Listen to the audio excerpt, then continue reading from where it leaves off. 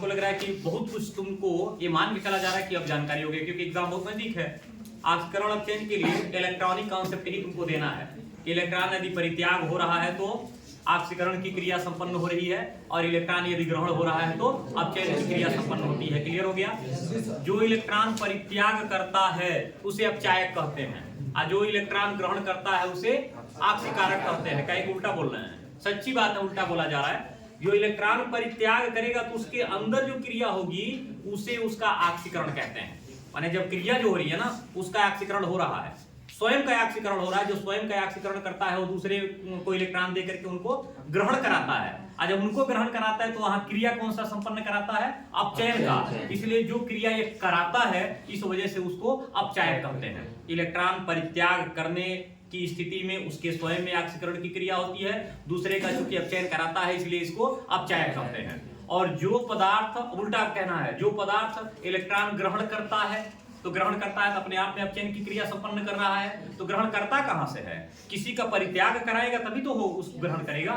तो जब किसी का परित्याग कराता है तो परित्याग कराया तो उनको क्रिया करा दिया ऑक्सीकरण का, अर्थात किसी के कारण अगर किसी का ऑक्सीकरण हो रहा है उसे ऑक्सीकारक कहते हैं। यानी जिसके स्वयं में अपचयन की क्रिया होती है वो ऑक्सीकारक होते हैं, जिनके स्वयं में अपचयन की क्रिया हो रही है उसे ऑक्सीकारक कहते हैं।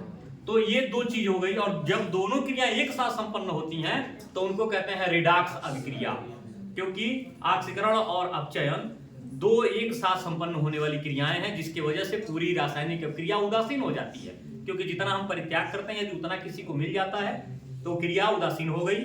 और यहाँ ये जो ऑक्सीकरण और अपचयन क्रियाएं हो रही हैं, अगर हम सेल लेवल पर देखेंगे तो ये दो अर्ध अभिक्रियाएं होती हैं। दो अर्ध अभिक्रियाएं कौन? ऑक्सीकरण अर्ध अभिक्रिया और अपचयन अर्ध अभिक्रिया।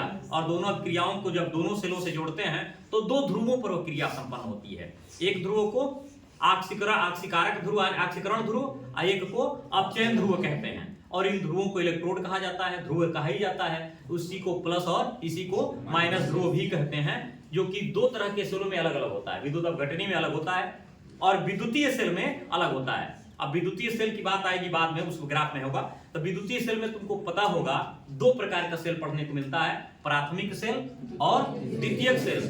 अब प्राथमिक सेल शुष्क सेल में और प्राथमिक सेल द्रव सेल में भी, दोनों सेल में होता है। प्राथमिक सेल द्वितीयक सेल सूखे में भी होते हैं, प्राथमिक सेल द्वितीयक सेल द्रव सेल में भी होते हैं। जैसे शुष्क सेल किसको कहते हैं? जिसमें शुष्क पदार्थों का प्रयोग किया गया रहता है उस सेल को शुष्क सेल कहते हैं। इसको बनाने वाले का नाम था लेक्लांसे। उस पूरे सेल को लेक्लांसे सेल कहा जाता है, जिसको सबसे पहले प्राथमिक सेल के रूप में बनाया गया था। और प्राथमिक सेल उस सेल को कहते हैं जिसको एक बार निर्मित कर दिए, उनमें रासायनिक अभिक्रियाओं को भर दिए, रासायनिक अभिक्रिया लगातार होती रही, उससे धारा बहता रहा और अंत में वह सेल पूरी तरह से नष्ट हो गया, फिर उसको चार्ज नहीं कर सकते। अर्थात एक ही बार में उसका जहां तक जितने दिन तक उपयोग होता है हो लेता है, उसके बाद उसे रिचार्ज नहीं करते। अर्थात जिसमें रिचार्ज करने का कोई गुण नहीं होता उसे प्राथमिक सेल कहते हैं। यह शुष्क भी हो सकता है, द्रव भी हो सकता है, ध्यान दीजिएगा। और दूसरी सेल की बात करते हैं, वह सेल हो गया द्रव सेल। और दूसरी सेल इसमें जो द्वितीयक बोल रहे हैं, द्वितीयक सेल वह सेल होता है जिसे डिस्चार्ज होने के बाद पुनः धारा देकर के रिचार्ज कर दिया जाता है, और इसे बार बार चार्ज रिचार्ज करके इस्तेमाल किया जाता है, प्रयोग में लाया जाता है। इसे द्वितीयक सेल कहते हैं। यह शुष्क भी हो सकता है, द्रव भी हो सकता है। शुष्क सेल में तुम्हारे मोबाइल का सेल, और द्रव सेल में इन्वर्टर का सेल, जिसको सीसा संचायक सेल कहते हैं। सीसा संचायक सेल जिसको लेड चैम्बर्ड बैटरी भी बोला जाता है, उस सेल का भी प्रयोग हम लोग बार बार चार्ज और रिचार्ज करने में करते रहते हैं। और वो डिस्चार्ज होता है, रिचार्ज होता है, और काफी दिनों तक चलता है जब तक उसके प्लेटें गल नहीं जाती हैं। यानी प्लेटें गलने का मतलब है धारा जब तक फ्लो होता है तब तक तो चलता है, जब धारा फ्लो नहीं होता है तो वह रुक जाता है, बंद हो जाता है। ये दो सेल हो गए। द्रव सेल में भी वही बात है, कुछ ऐसे सेल होते हैं जो द्रव उसमें डाला गया रहता है, क्रियाएं होती रहती हैं, जब तक उसका उपयोग होता है और अंत में समाप्त हो जाता है। और कुछ सेलों का उपयोग जानी रहो द्वितीयक सेल के रूप में कर रहे हैं। तो ये दो विद्युतीय सेल हो गए। विद्युत अपघटनी सेल बताए होंगे कि अभी जब धारा प्रवाहित करेंगे तो उसके अंदर रासायनिक अभिक्रियाएं होंगी, और हो सकता है रासायनिक अभिक्रियाओं में पदार्थों का शोधन हो। जैसे कई अशुद्ध पदार्थ उसमें डाले गए हों, उनमें एक शुद्ध पदार्थ एक इलेक्ट्रोड पर जमा हो जाए, अशुद्ध पदार्थ एक इलेक्ट्रोड पर जमा हो जाए, और ऐसी प्रक्रियाएं धातु निष्कर्षण में प्रायः की जाती हैं। उनका उपयोग सिर्फ उसी रूप लिए किया ही जाता है। उसके पहले विभव क्या है, इलेक्ट्रोड विभव क्या है, उसके बाद हम मानक इलेक्ट्रोड विभव कहेंगे। जैसे विभव का मतलब ये हो गया जब किसी धातु के विलयन में उसी धातु के क्षण को डुबाते हैं तो दोनों स्थितियों में विभव में अंतर दिखाई देता है, यानी उसमें जो ऊर्जा उत्पन्न होती है उसी को इलेक्ट्रोड विभव कहते हैं। धन वाले पर धन इलेक्ट्रोड विभव, ऋण वाले पर ऋण इलेक्ट्रोड विभव। क्लियर हो गया? क्या माना जैसे धन वाले की बात नहीं है, वास्तव में जिस पर ऑक्सीकरण की क्रिया उसको ऑक्सीकरण इलेक्ट्रोड विभव कहते हैं, और जिस पे अपचयन की क्रिया होती है उसे अपचयन इलेक्ट्रोड विभव कहते हैं। IUPAC के अंतर्गत किसी एक ध्रुव को मानक इलेक्ट्रोड विभव कहा जाता है। बाद में इसी को SHE से भी इंडिकेट किया गया है, स्टैंडर्ड हाइड्रोजन इलेक्ट्रोड SHEC। और मानक इलेक्ट्रोड विभव क्या है? जब 25 डिग्री सेंटीग्रेड ताप पर अपचयन विभव को मानक इलेक्ट्रोड विभव कहा जाता है। अभी बताया ना कि अपचयन इलेक्ट्रोड विभव क्या है? जिस इलेक्ट्रोड पर अपचयन की क्रिया संपन्न होती है उसमें जो विभव उत्पन्न होता है उस विभव को उसे अपचयन विभव कहते हैं। अगर ये क्रिया 25 डिग्री पर हो रही है, ये जो इलेक्ट्रोड विभव पे जो क्रिया हो रही है वो अगर 25 डिग्री पर हो रही है तब उसको स्टैंडर्ड इलेक्ट्रोड विभव मान लेते हैं। क्लियर हुआ? इसके अंतर्गत अगर हम बात करते हैं चालक का, तो चालक की बात यहां हो गई। ऑक्सीकरण अपचयन तो बहुत कॉमन सी चीज है। ऑक्सीकरण में क्या? इलेक्ट्रॉन बहुत साइड में, इलेक्ट्रॉन क्या? परित्याग। क्लियर है ना? तो इन पदार्थों को क्या कहेंगे? अपचायक। बहुत इजी शब्द है। अपचयन हुआ, अपचयन में इलेक्ट्रॉन ग्रहण, इसके पदार्थ को क्या कहेंगे? ऑक्सीकारक। क्लियर हुआ इतना? इसके बाद दोनों के एक में मिला दिए तो क्या क्रिया हो गई? रिडॉक्स में क्या होता है? ऑक्सीकरण प्लस अपचयन दोनों एक साथ संपन्न हुआ। हालांकि अपचयन पहले करते हैं, ऑक्सीकरण बाद में करते हैं, तो होता है यहाँ ऑक्स हो गया, ये रेड हो गया, दोनों को मिला देते क्या होता है? रिडॉक्स। हालांकि हम थोड़ा सा आगे पीछे करते हैं, हम उनको उसी रूप में करते हैं ताकि तुमको रिडॉक्स का सही। ये हो गया अपचयन प्लस ऑक्सीकरण। अब इसको कहोगे तो रिडक्शन, ऑक्सीडेशन, और रिडक्शन ऑक्सीडेशन में रेड प्लस उधर से ऑक्स मिला दिए तो हो गया रिडक्स, यानी ऑक्सीकरण अपचयन क्रिया का शॉर्ट फॉर्म है। इनके बाद जब हम आगे आते हैं तो इलेक्ट्रोड विभव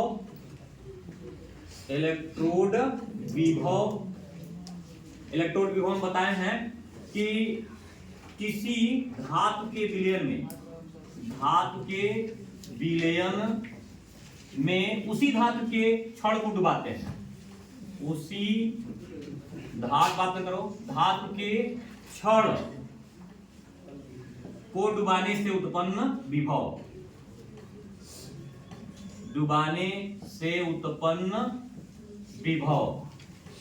क्लियर हो गया? अब मानक कब होगा? मानक इलेक्ट्रोड विभव, ये मैं दूध बताया है। एक होता है ऑक्सीकरण इलेक्ट्रोड विभव, ऑक्सीकरण विभव कर लो, एक अपचयन विभव कर लो, अपचयन विभव, मानक। अब यहां आते हैं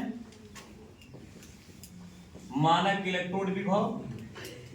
अपचयन वाले को माना जाता है अमेरिका को छोड़ करके, शायद ये बात तुम लोग को पहले भी बताया था।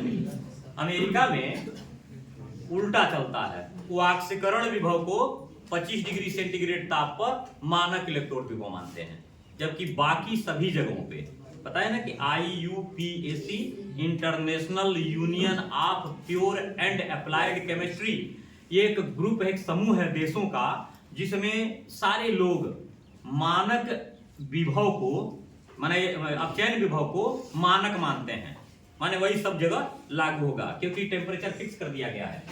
अच्छा कहेंगे 25 डिग्री फिक्स कर दिए तो ऐसे नॉर्मल टेम्परेचर रहता तो काम नहीं चल जाता। तो भारत में 19 माना गया, 19 होता है नॉर्मल। अच्छा चले जाओ चाइना में तब हमेशा ठंडा पड़ता रहता है। अंटार्कटिका पर चले जाओ तब वो तो माइनस में चला जाएगा। तब कैसे विभव निकालेंगे? साउथ अफ्रीका का कुछ और है, दक्षिणी अमेरिका को कुछ और होगा, उत्तरी अमेरिका का कुछ और है, कॉन्टिनेंट की बात कर रहा हूं। ये जो हम लोग महाद्वीप बोलते हैं ना, ये महाद्वीपों में अलग अलग चीजें हैं। एक ही महाद्वीप में बहुत सारा टर्म है, देख ही रहे हो। तो इसका मतलब हो गया कि उसको चाहे आप कुछ करो, टेम्परेचर एक लैब में लाना होगा, 25 डिग्री सेंटीग्रेड जब फिक्स करोगे तो सब जगह का एक के तरह का मान मिलेगा।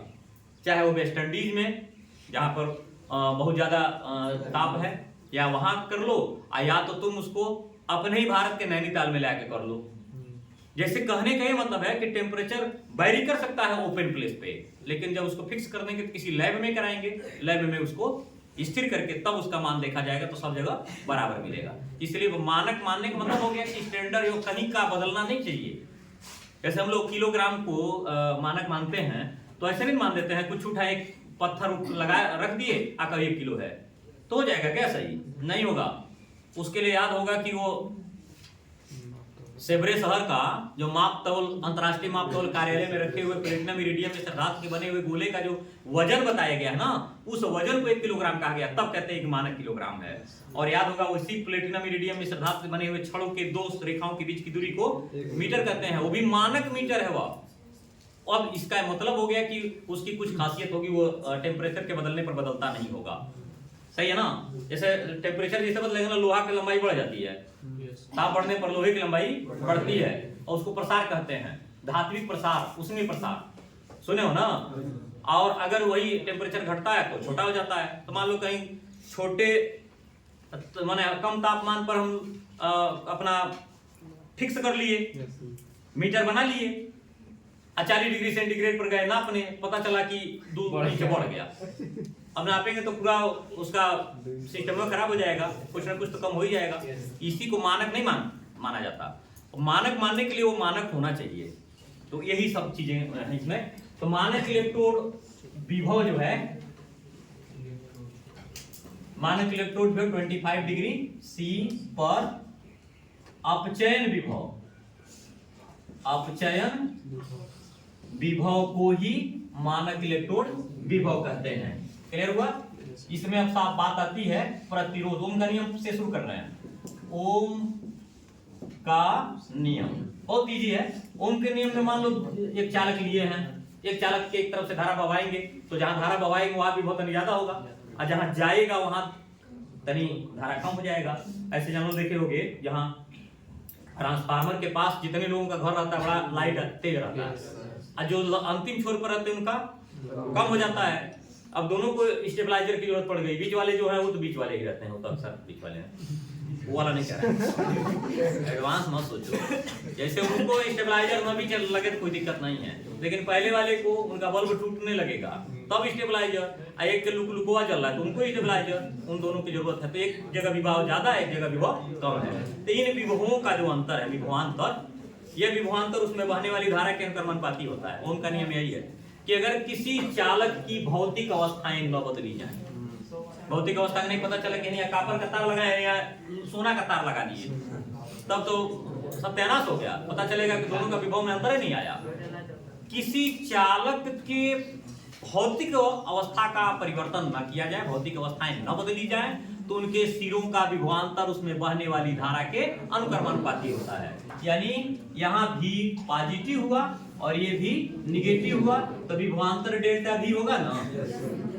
अगर डेल्टा भी नहीं लिखते, सिर्फ भी लिखते हैं, और इसमें बहने वाली धारा क्या है? आई है, तो भी प्रोपोर्शनल आई हो जाएगा। क्लियर? यहीं से बात आगे बढ़ेगी। तो भी बराबर क्या हो जाएगी? Are I. क्लियर हुआ? आर बराबर क्या हो जाएगा? भी बटे, ये भी एक सूत्र है, नहीं सूत्र है, ओम का नियम नहीं कहता है। अब इसको अगर इन्वर्स कर दिया जाए, इसको प्रतिरोध बोल रहे हैं ना, यानी आर इसमें हो गया प्रतिरोध। इस प्रतिरोध का उल्टा कर दिया जाए, यानी 1/r कर दिया जाए, तो मान I बटा भी हो जाएगा। 1/r बराबर चालकत्व हो जाएगा। यह नहीं समझ में आया होगा? अरे भाई तो समझ में आ ही रहा होगा ना, ये तो समझ में आ रहा होगा। इसका मान इस तरह भी हो सकता है। अभी एक और मान आएगा, जैसे इसको जब तक आर है तो आर तो प्रतिरोध है, आर के व्युत्क्रम को यानी प्रतिरोधों के व्युत्क्रम को चालकत्व कहते हैं।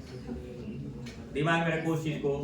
प्रतिरोध किसे कहते हैं? तो प्रतिरोध कह सकते हो कि किसी चालक के विभवांतर और उसमें बहने वाली धारा के अनुपात को प्रतिरोध कहते हैं। परिभाषा यही है कि किसी चालक के सिरों के विभवांतर और उसमें बहने वाली धारा के अनुपात को प्रतिरोध कहते हैं, और प्रतिरोध के व्युत्क्रम को चालकत्व कहा जाता है। चालकत्व का मान 1/r लिखते हैं तो I/V हो जाएगा। अब दूसरे सेंस में लेते हैं, याद होगा एक प्रतिरोध का नियम है, प्रतिरोध का नियम। ये नियम क्या कहता है? तो R जो है यानी पहला है प्रतिरोध, प्रतिरोध चालक की लंबाई, चालक की लंबाई के अनुक्रमानुपाती, अनुक्रमानुपाती होता है। सही है, होता है, मतलब R प्रोपोर्शनल L कर लो, इक्वेशन फर्स्ट कर लेना। और सेकंड कह रहा है कि चालक मान लो कोई होगा तो तारे भी होगा, तो तार बेलनाकार होता है। कहेंगे चपटा तार, आप तो नहीं देखे होगे, तार चपटा नहीं होता, वो चपटा हो जाएगा तो उसको तुम चादर कहने लगोगे या कोई झिल्ली कहने लगोगे। ऐसे सोने की जो पतली पतली तार होती है ना, उसको जब दाब दिया जाता है दो बेलनों के बीच में तो उसको गोल्ड फॉयल बोलते हैं, यानी सोने की पतली पन्नी है ना। तो तार गोल होता है, तो गोल होगा तो उसको जब काटोगे, ट्रांसवर्स सेक्शन तो तुम लोग जान चुके होगे, याद होगा ना तुम लोग बायोलॉजी वालों में, इस तरह से सेक्शन काटने को कहा जाता है तरना ही है, तो यही पे सेक्शन यही कट जाएगा। कुछ लोग लगाते हैं जैसे ऐसे, कुछ लोगों का, लेकिन बताया जाता है कि इसको इस पे रखोगे, इस पे सीजर रखोगे या ब्लेड रखोगे, इस तरह से काटोगे, तो ये सेक्शन काटने का तरीका होता है। ये तो खैर तरीके के ऊपर होगा, कई लोग अपना अपना अनुभव शेयर करते हैं। हमारे एक मित्र था, मित्र होगा कम ही होंगे, हम नहीं जानते हैं। गए पहली बार धान काटने, तो नीचे इसे पकड़े, ऐसे ऊपर से काटे तो ये पूरा का पूरा उड़ गया, अभी तक दाग है वो। तो एक आध थप्पड़ पाए भी होंगे, घर आए मुंह बाते हुए, पूरा गांव में हल्ला था कि धान ऐसे काटे गए लगा। अभी भी है वो दाग है, उड़ गया ऊपर। अरे ऐसे काट जाता है ना, हो गया काटे, ऐसे करके ऐसे काटे और गिर नहीं गया, तो धनवा गिर गया लेकिन यो उड़ गया ना। अक्सर ऐसा होता है। तो अनुप्रस्थ काट का क्षेत्रफल कहते हैं उसको, यानी वही प्रतिरोध, प्रतिरोध चालक के, बात नहीं, चालक के अनुप्रस्थ काट। अच्छा ये आता भी है, अनुप्रस्थ काट के क्षेत्रफल, क्षेत्रफल के व्युत्क्रमानुपाती, व्युत्क्रमानुपाती, व्युत्क्रमानुपाती होता है। मतलब ये R इनवर्सली प्रोपोर्शनल 1/A मान लें, 1, जैसे आई कभी कभी दिक्कत करता है ना, तो 1/A हो गया इक्वेशन। अच्छा ये दोनों को मिला लिया जाए, समीकरण 1 व 2 से, तो R प्रोपोर्शनल L/A नहीं हो जाएगा, इसको हटा दो, R बराबर रो L/A। कहेंगे रो क्या है? रो को विशिष्ट प्रतिरोध कहते हैं। विशिष्ट, बात ना करो, विशिष्ट प्रतिरोध, इसे विशिष्ट प्रतिरोध कहते हैं। अगर हम यह 1/R बोल रहे हैं तो जब इसको 1/R कहेंगे तो A/ρL हो जाएगा। 1/R बराबर A/ρL, क्लियर? अर्थात चालकत्व अगर हम इसको बांट दें, ये बांट सकते हैं, तो बन जाएगा 1/R भी हो जाएगा, 1/ρ हो जाएगा, A/L हो जाएगा, होगा ना। यानी देखिए ये चालकत्व हो गया, और जो 1/ρ मिला है उसको विशिष्ट चालकत्व कहते हैं। 1/ρ इस उल्टा हो गया, विशिष्ट चालकत्व के व्युत्क्रम को, विशिष्ट प्रतिरोध के व्युत्क्रम को विशिष्ट चालकत्व कहते हैं। बहुत बार परिभाषा ये पूछा हुआ है कि विशिष्ट चालकत्व किसे कहते हैं, 1 नंबर वाले में अक्सर आया हुआ है। जो पहला तिलक उत्तरी प्रश्न दूसरा है उसमें यह बात कई बार पूछा है कि आखिर कहते किसको हैं। तो बहुत बड़ी बात तो हुई नहीं, 1/रो। अब वो 1/रो कितना आएगा उसको फिर उल्टा करके देख सकते हो। चलिए बंद कर लीजिए, इसको डाल लो, उसके बाद आगे बता, जगह ही नहीं बच रहा है।